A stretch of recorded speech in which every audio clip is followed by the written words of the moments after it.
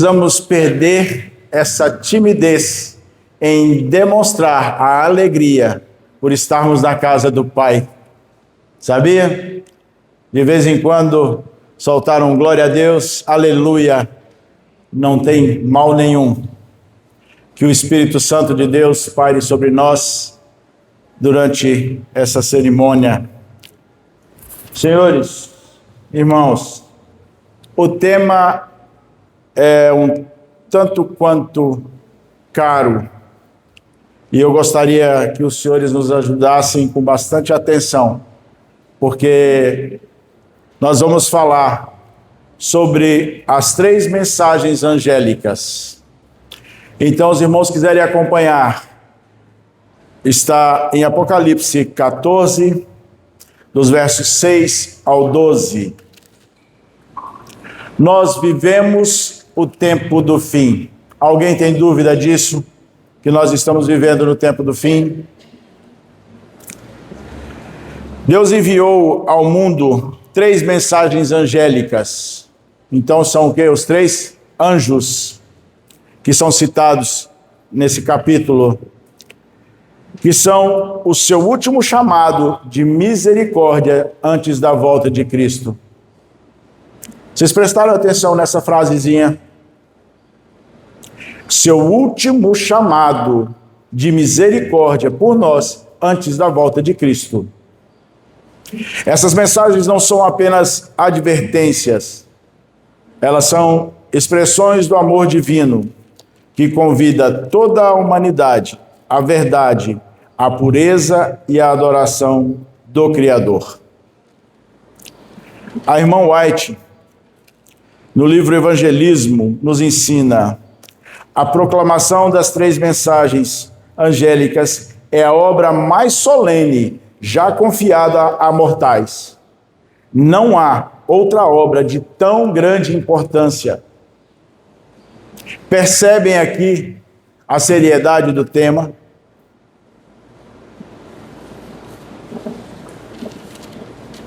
Deixa eu marcar aqui, porque o vento está virando. O primeiro anjo. Vamos fazer uma breve oração, podemos ler a Bíblia? Santo Pai, eterno Deus, o Senhor, mais do que qualquer um, sabe da importância desta mensagem, que possamos ser usados por Teu Santo Espírito para transmitir uma mensagem que vá de encontro ao coração dos irmãos que estão aqui presentes. Que possamos ser usados, Pai. Rogamos por essas bênçãos, rogamos pelo perdão dos nossos pecados. Clamamos em nome e por amor de Jesus Cristo. Amém. Apocalipse 14, 6 a 7. É a voz do primeiro anjo. E diz a primeira voz: vi outro anjo voando pelo meio do céu, tendo um evangelho eterno, para pregar aos que se assentam sobre a terra, e a cada nação, e tribo, e língua, e povo. Dizendo em grande voz: temei a Deus e dai-lhe glória, pois é chegada a hora de seu juízo. E adorai aquele que fez o céu, e a terra, e o mar, e as fontes das águas. Vamos então para a primeira parte. O Evangelho Eterno.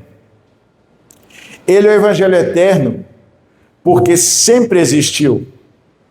É o mesmo plano de salvação que foi apresentado lá no Éden e persiste até o dia de hoje. Ele foi oferecido desde o Éden e continua nos sendo oferecido. É uma mensagem de graça, redenção e restauração. O Desejar de Todas as Nações nos diz que o Evangelho é a revelação do amor de Deus ao homem, manifestado em Cristo. E existe amor maior? Deus pegar o seu único filho e entregá-lo para nos salvar. Essa é a relação de amor que existe entre Deus e o homem. E ela é manifestada na pessoa de Jesus Cristo.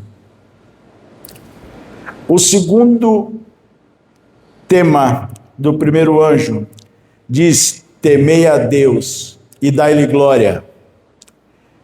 Temer a Deus é respeitar e obedecer a sua palavra, reconhecendo a sua autoridade. Temer a Deus não significa ter medo. É respeito. É submissão. Dar-lhe glória é revelar o seu caráter em nossa vida, em nosso modo de viver, comer, falar e servir. Veja bem, quando eu digo que eu sou cristão, significa que eu sou um pequeno Cristo, ou que eu deveria pelo menos tentar sê-lo. Então, o modo como eu vivo, o modo como eu me comporto, principalmente, fundamentalmente, aí fora, vai dizer a respeito de mim como cristão, se eu estou dando glória ao Pai verdadeiramente. Porque muitas vezes, uma atitude equivocada de nossa parte pode afastar para muito longe de Deus aqueles que ainda não têm uma fé fortalecida. Dar glória a Deus significa refletir seu caráter em nossa própria vida. Olha o que Testemunhos para a Igreja nos diz. Dar glória a Deus significa refletir o caráter de Deus em nossa própria vida. E não é fácil. Nós dependemos fundamentalmente de comunhão diária para nós chegarmos nesse estágio em que o nosso caráter vai refletir a glória de Deus. Há pouco nós estudamos Moisés e uma parte conta de que quando Moisés esteve na presença de Deus, ele voltou iluminado pela glória de Deus. Que coisa fantástica. E a parte 3 do primeiro anjo. Porque é a chegada a hora de seu juízo. Nós estamos vivendo o juízo investigativo que teve início em 1844. Aqueles que têm um pouco mais de intimidade com a história do Adventismo, com a história da igreja, sabem que em 1844 nós vivemos a fase guilhermita, onde ocorreram alguns equívocos no entendimento e depois chegou-se à conclusão que em 1844 não era a volta de Cristo, mas sim o início do juízo investigativo, quando Cristo entrou no lugar santíssimo do santuário celestial. Este é um tempo de exame espiritual e de preparo para o selamento. O juízo começou em 1844. Agora, enquanto Cristo ministra no santuário, nós devemos examinar o coração e abandonar todo o pecado. Irmãos, que coisa maravilhosa. Deus nos coloca em alerta. Olha, já está acontecendo. Quem estuda as Escrituras, quem está diariamente com Deus, oração, ele tem esses avisos, ele tem esse conhecimento, ele tem essa consciência de que os fatos estão acontecendo. E aí ele diz aqui, nós devemos examinar o coração e abandonar todo o pecado. E nós temos pecados acariciados, como temos.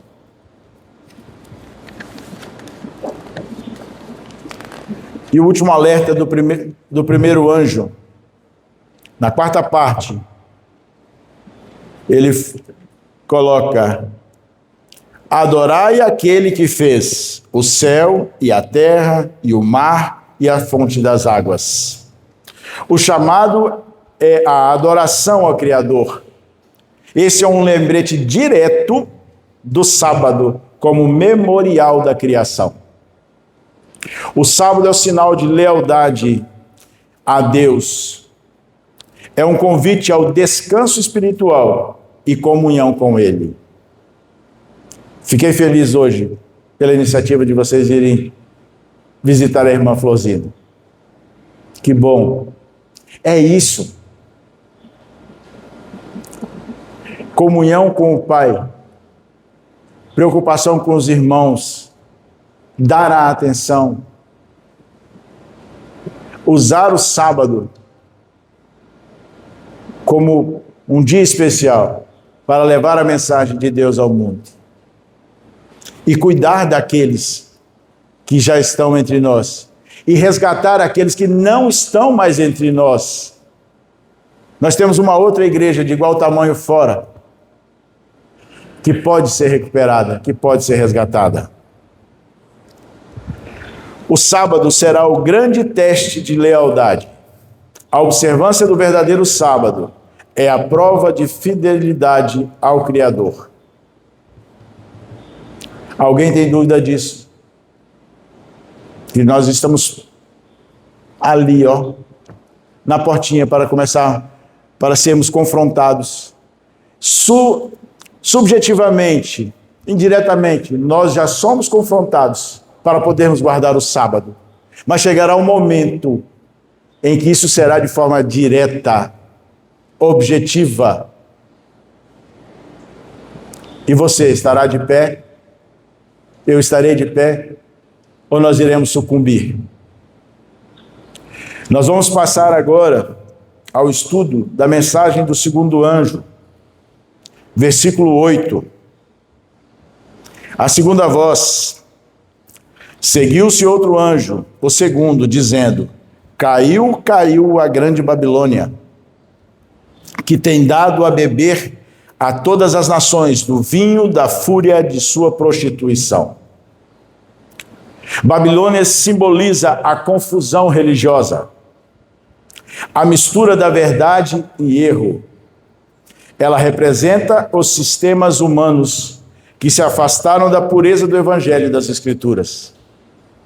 Dariam conta de mudar a palavra de Deus, o tempo. Babilônia é formada por igrejas que recusaram aceitar as verdades especiais para este tempo. Na segunda partezinha, esse segundo anjo diz que o vinho da sua prostituição. A prostituição aqui significa a infidelidade espiritual e a aliança com o mundo. Este vinho representa doutrinas falsas, tradições humanas, imortalidade da alma, adoração dominical e outras corrupções espirituais. O mundo está embriagado por esses enganos. O vinho de Babilônia é o falso ensinamento que confunde as mentes e levam os homens a rejeitar a verdade. Teoria da prosperidade, a relativização da palavra de Deus, de seus mandamentos. Deus é um Deus de amor, mas Ele é um Deus de justiça. E muitos estão se aproveitando da fragilidade do ser humano. Estão deixando ser usados pelo inimigo para confundir, bagunçar a cabeça e se desviarem e beberem desse vinho da Babilônia, que é ter uma falsa espiritualidade, estar dentro da igreja sem seguir a doutrina correta.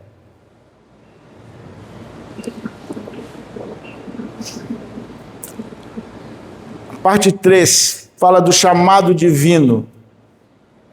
Mesmo em meio à confusão, Deus, prestem atenção nisso, Deus tem filhos sinceros espalhados em todas as denominações. A mensagem é um convite amoroso. Sai dela, povo meu. Apocalipse 18:4. Deus, mais uma vez, faz um convite maravilhoso e muito amoroso. Ele nos alerta. Sai dela. Sai da onde? Sai da Babilônia.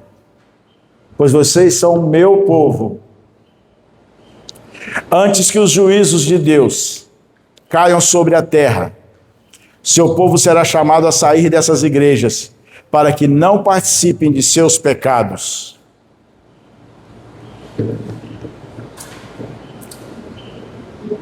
E quem é que vai lá convidar essas pessoas a saírem dessas igrejas?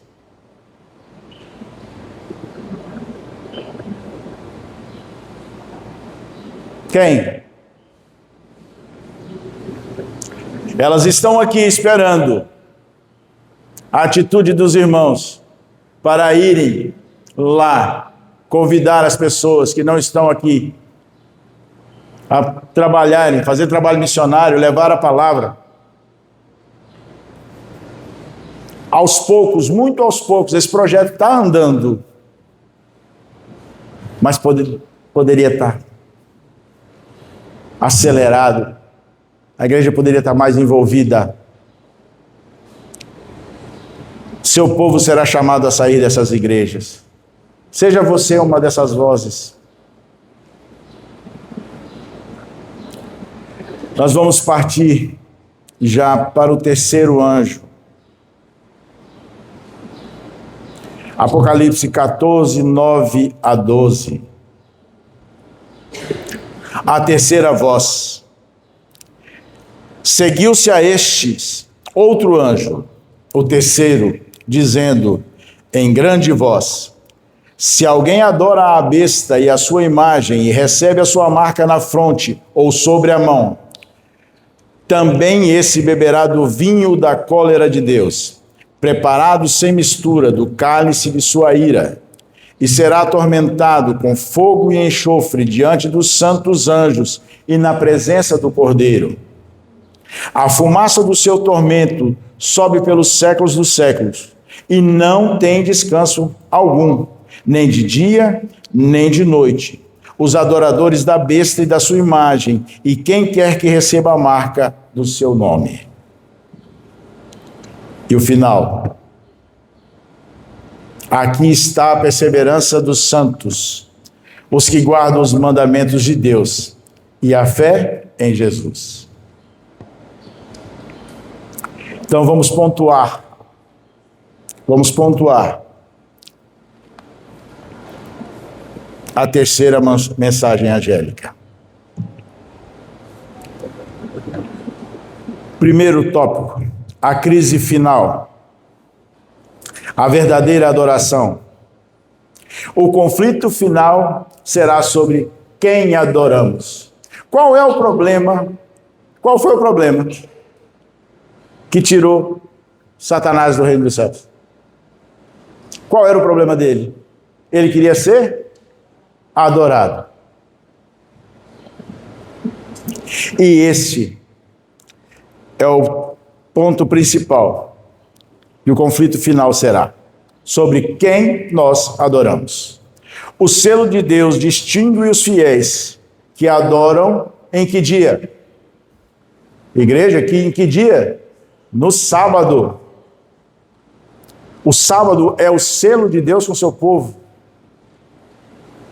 A marca da besta representa a lealdade ao poder humano e à falsa adoração. Quando no princípio desse sermão, que fizemos com carinho, com muita humildade, alertei os irmãos para prestarem atenção, porque a mensagem é séria. Ela é séria. Ela fala sobre a nossa espiritualidade, sobre o que a nossa fé representa. E parece que nós estamos adquirindo vergonha de dizer o que é verdade. O dia de adorar a Deus é o sábado. Devemos fazê-lo em todos os dias, em todos os momentos. Como o pastor Bulhon cita que nós devemos orar 24 horas por dia. Mas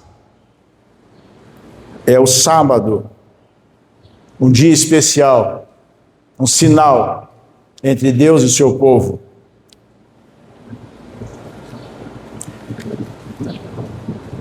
Quem adora a Deus em outro dia faz falsa adoração. Ponto. A questão em torno do sábado será o grande teste de lealdade, pois é o ponto especial de verdade em controvérsia. É o que vai ser posto. Não se engane, os movimentos estão acontecendo, as pedras estão se mexendo, o grande conflito está acontecendo.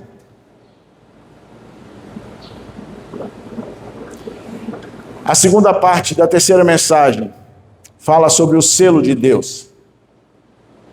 O selo é o sinal da autoridade divina e sua lei.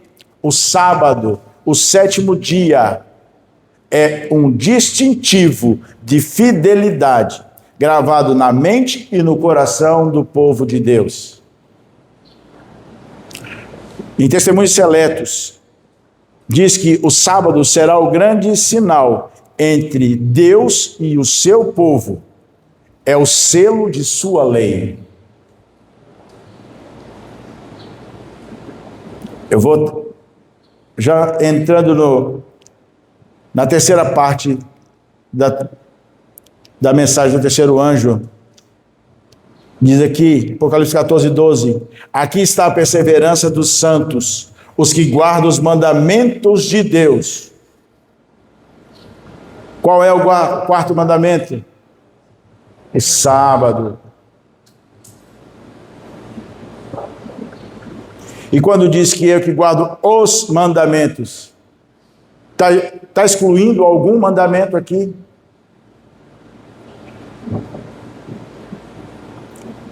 Os santos são caracterizados por obediência e fé.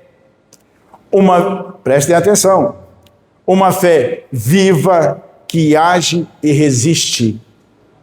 Viva porque eu estou vivendo aquilo que eu falo, não é da boca para fora. Ela age em mim, me impulsiona a levar essa palavra, esse evangelho, o evangelho eterno adiante. E resiste às tentações, às provações, às armadilhas que Satanás coloca para nós. Eles são purificados pela graça e sustentados pela confiança em Cristo. A quem eu devo entregar minha vida todos os dias? A Deus, a Cristo Jesus. A companhia de quem? O batismo em quem eu devo clamar a Deus todos os dias? O batismo do Espírito Santo.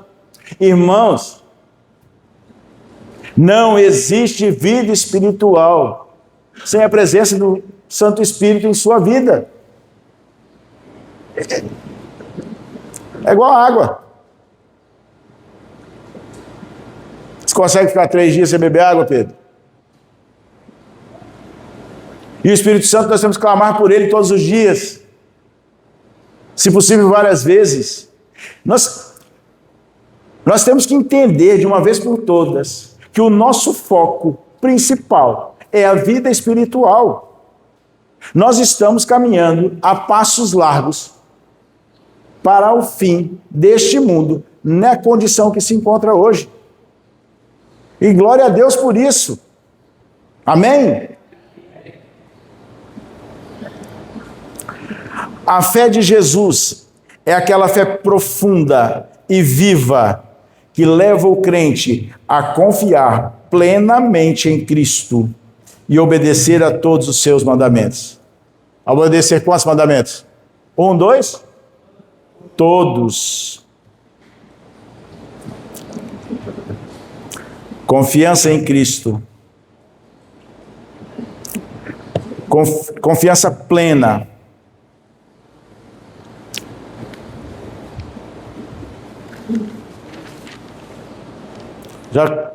Eu achei que esse sermão ia demorar bem 1 hora. Já estamos partindo para a conclusão. Irmãos, nosso Deus, Ele é um Deus de amor. Mas um amor tão profundo, inexplicável, inconcebível para a nossa cabeça. Porque aqui no finalzinho da Bíblia, lá em Apocalipse 14, ele coloca as 3 mensagens angélicas, que são o seu último apelo do amor de Deus. Ele nos chama a adorar o Criador, único e exclusivamente. A separar-nos da confusão espiritual. Sai dela, povo meu, sai da Babilônia. Permanecer fiéis, guardando os mandamentos e tendo a fé de Jesus. Queridos, eu sei que não é fácil, mas é muito mais fácil quando temos comunhão. Eu sei que essa é uma tecla que eu bato nela direto, todas as vezes que eu tenho a oportunidade de vir ao púlpito. Mas nós necessitamos de comunhão diária com Deus. Ontem pela manhã, eu tenho o hábito de, às vezes, algumas madrugadas, me conectar com a Sala 57, que é um movimento da igreja. Aqui é a Sala 57, que é das 5 às 7 da manhã, só que aqui é das 4 às 6, né? E o pastor que estava pregando disse que no exercício, na época que ele estava fazendo teologia, o professor pediu para eles fazerem um trabalho, que era orar por 30 minutos e esperar a resposta de Deus. Ele, moleza, né? Ele orou, e orou, e orou, e orou. Quando terminou a oração, ele olhou, ele tinha orado por 5 minutos. Não é fácil. Mas nós só construímos uma grande amizade, só construímos uma grande intimidade com alguém quando nós passamos muito tempo com essa pessoa. A oração não necessariamente é de joelhos. Você pode estar dirigindo, você pode estar fazendo o almoço, lavando a louça, cantando um hino, mas comunhão, colocar sempre Deus contigo. Eu vou repetir. Deus tem uma obra especial para o seu povo nestes últimos dias. Devem ser luzes no mundo, proclamando as mensagens angélicas com poder. Vocês viram que as mensagens angélicas possuem verdades que podem ser incômodas para quem não as vive, e nós somos conclamados a proclamar essas mensagens. Nós devemos ser luzes no mundo. Evangelismo, página 119. Irmãos, Deus hoje chama você a ser parte desse movimento profético. Eu vou citar Tiago novamente. Sejais praticantes da palavra, não somente ouvintes, para que não enganeis a vós mesmos. Que não sejamos hipócritas. Nós precisamos viver aquilo que pregamos. Não é da boca para fora. E você tem esse convite. Participe desse movimento profético. O tempo do juízo está em andamento. E Cristo em breve voltará. Que nossa resposta seja a mesma de Isaías. Quem sabe o que está escrito em Isaías 6:8? Eis-me aqui, envia-me a mim. Quem hoje está disposto a dizer, Deus, eis-me aqui, envia-me a mim, Senhor?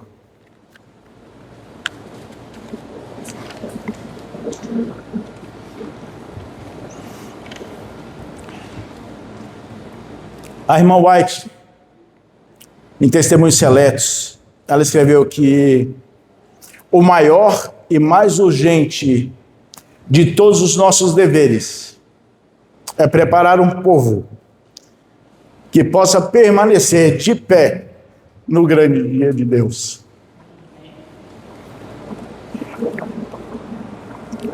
Nós não devemos apenas crer na volta de Cristo, mas nós precisamos viver como quem aguarda com amor e fidelidade essa volta, esse retorno. Irmãos,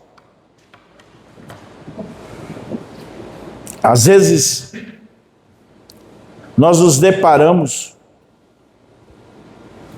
com algumas situações que não é possível que esteja acontecendo.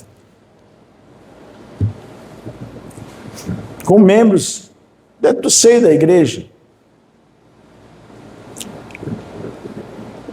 E no nosso papel, às vezes a gente tem que parar, orar a respeito do tema, e muitas vezes conversar. Mas aí quando eu paro para refletir, será que eu estou em condições? Aí você começa a analisar a sua vida pessoal. Eu estou em condições. Sabe, essa reflexão, ela deveria ser diária na nossa vida. Como está a minha vida com Deus? Bem no início do sermão, eu disse, que a irmã disse que nós devemos abandonar os pecados. Satanás está aí promovendo distrações e mais distrações para a sua vida.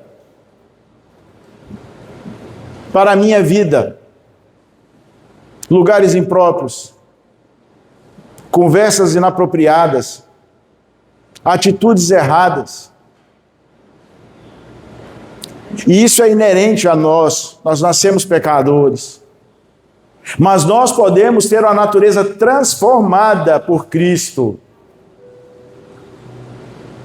Nós precisamos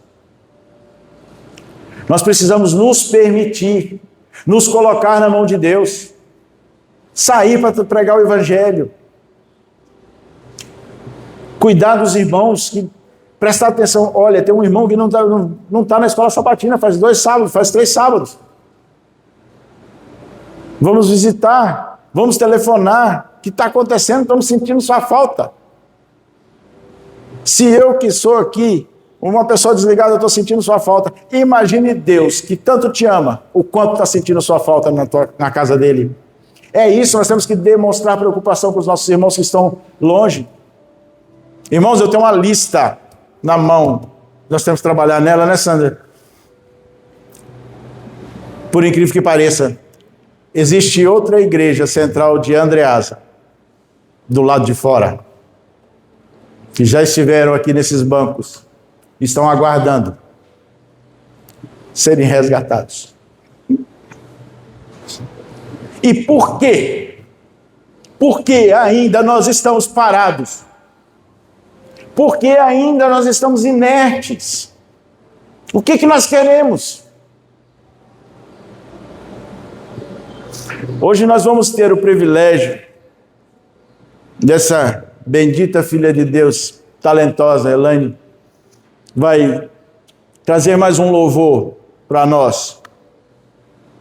E eu quero que enquanto ela cante esse hino, os irmãos reflitam. É real o meu desejo de ver Cristo voltar?